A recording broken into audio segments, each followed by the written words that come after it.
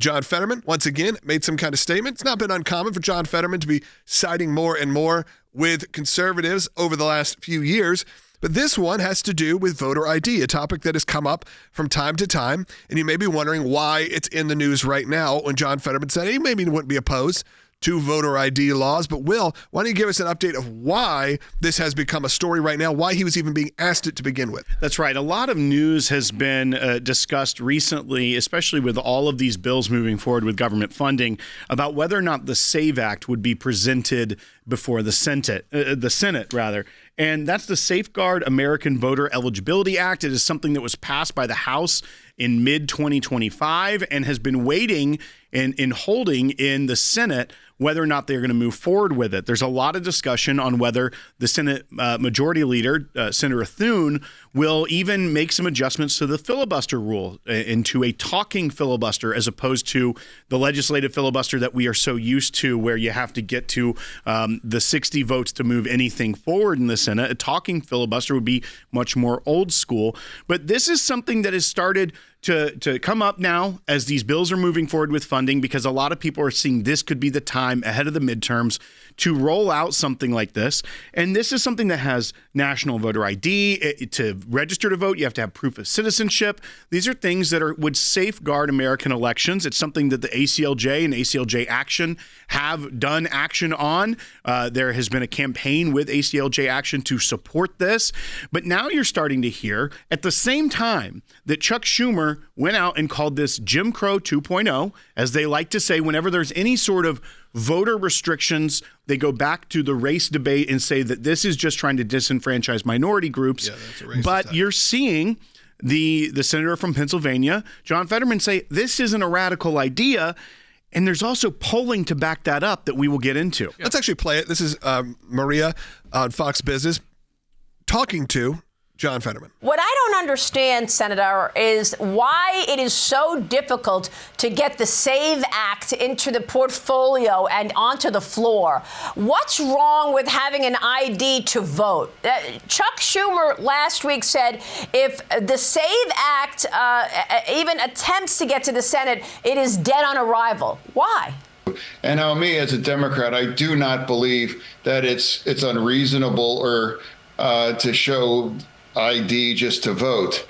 And I remind everybody that less than a year ago in Wisconsin, they added that to the Constitution by a 63%, passing, to put that in the Constitution that you have to show ID to vote. And they also elected a very, very liberal justice into their Supreme Court. So it's not a radical idea for regular Americans to show your ID to vote. I mean, I think you hear from John Fetterman like that, and you also think of the American people. A lot of you have to show your ID. I've never voted in my life in the states that I've lived in and not had to show some sort of proof of who I am. So this doesn't feel unnatural. No, it's not at all. In fact, I want to first go through and tell you what counts as an ID, because you may say, do you have to go and get some brand new ID? Likely you've got one of these forms already, and if you don't, you've got plenty of time to get them.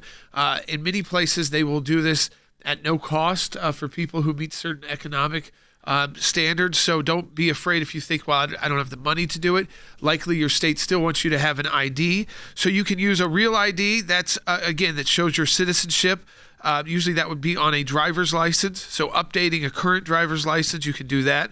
A passport, if you have a current passport, that counts as a real ID. It counts for these elections. A military ID with proof of U.S. birth, a government-issued photo ID showing U.S. birth, or other government-issued photo ID with a birth certificate, other proof of U.S. birth or naturalization documents. I mean, this is very broad. This is the bill that should have bipartisan support, and I'll tell you why in a second. So zoom out. It also requires mail-in applicants to prove citizenship in person when they go and request those mail-in ballots, so that you don't have that issue of what we thought was happening in 2020, where there were just too many live ballots all over the place. Now, you ask yourself then, well, is this just Republicans supporting this and the Democrats think this is going to hurt the vote? Well, elected Democrats keep saying that, Logan and Will, but when they actually poll Americans, 83%, not of conservatives, not of Republicans, 83% of U.S. adults support requiring some form of government-issued photo ID to vote. That includes 71% of Democrats. That is an overwhelming number of Democrats when their party is the party taking the line that this is Jim Crow 2.0. That's how out of line they are with their rank and file. Now, Republicans, of course, higher at 95%. Only 16% of Americans, adults, oppose it.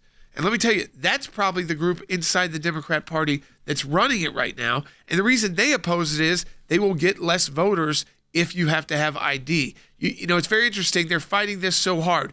Why would a group that wants free and fair elections be so opposed to making sure that the people voting are the person they say they are and they're voting in the right district? Well, and Jordan, I think we should play this. This is from Senator Chuck Schumer on Morning Joe. So we got to set the stage here. Not like he went on Fox News and decided to fight this. Right. This is the questioner on Morning Joe. Jonathan Lemire is asking Senator Schumer after the polls with the context of the polls. Now, traditionally, on a policy issue like this isn't some human rights issue. This isn't some massive funding issue. This is something that typically a party would look to their base to gauge where the base is. If it's a 50-50 issue, maybe the national party makes a call what they think they want long term.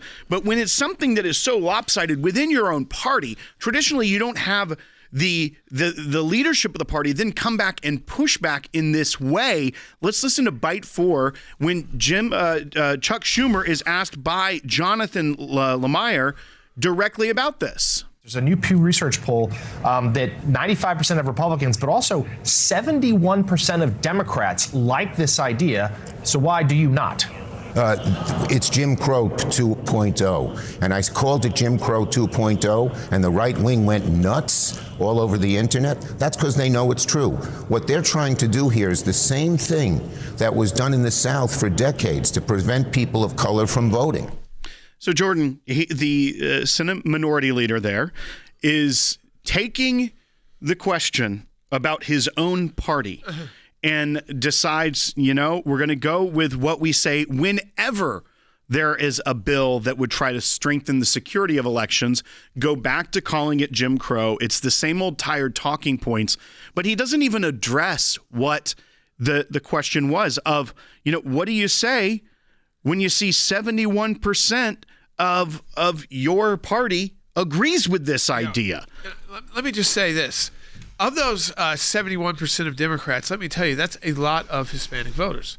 They have photo IDs, the Hispanic Americans. They're working in jobs. They're working really hard. This is, again, same with African Americans. So they've got IDs. They're working hard.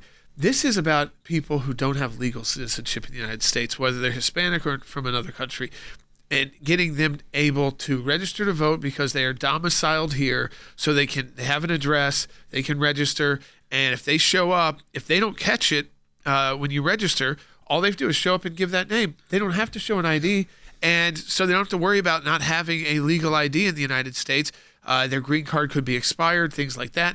So because of that, I think this is just their play to continue to get this smaller percent, but still meaningful, of these 10% of voters that again, should not be voting in our elections and likely will be voting for Democrats because they're the ones standing in the way of this legislation. It's also a sort of old way of thinking, as we saw with President Trump in the last election, especially in South Florida and those areas. People that, then they start painting with such a large swath of people saying, everyone who is Hispanic is going to be voting one way or the other. We know that's just simply not the case anymore, that they're not as easily manipulated. People are not manipulated into exclusively voting for whoever the political party decides is who you should be voting for. It was always a disturbing, racially bent trend. Now we are finally seeing a break from that a little bit. So it's not always going to be, quote unquote, in their favor. Well, and I think we should play this once again, because same line of questioning. This is coming from Jonathan Karl on ABC This Week, talking to Senator Schiff. This is Bite 1. He's basically asking the same question with those same polling numbers, and listen to the response. But in one recent Pew poll, 83% of adults support requiring photo ID to vote. 71% of Democrats favor requiring photo ID. Is that something that you can support? And if not, why not? It's still going to be something, Jonathan. it's still going to be something that disenfranchises people that don't have the proper real ID, driver's license ID, that don't have the ID necessary to vote, even though they are citizens. This is another way to simply try to suppress the vote. And the last thing I think we want to do is discourage more people, more citizens from voting. And once again, this line of argument that it's just going to suppress the vote. Okay, you know what? Democrats love spending money. Why not say, okay, we'll take this up, but we are going to fund a massive ID push to help Americans get IDs if they don't have them. If they are so concerned that this is such an obstacle, maybe they find a way to come together. There's got to be another reason, Jordan, that they don't want these safeguards in the election when so much of their party does, because it would be just as easy for someone to say, you know, my concern here is that it may be too hard of a burden for people to get this. I think it's a silly argument to some degree, right. But say they put that out there, it's another obstacle.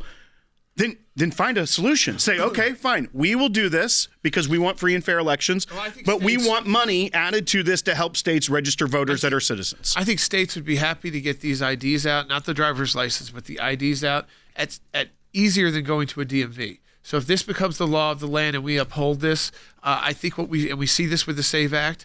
We see some states that do require it, by the way, some don't.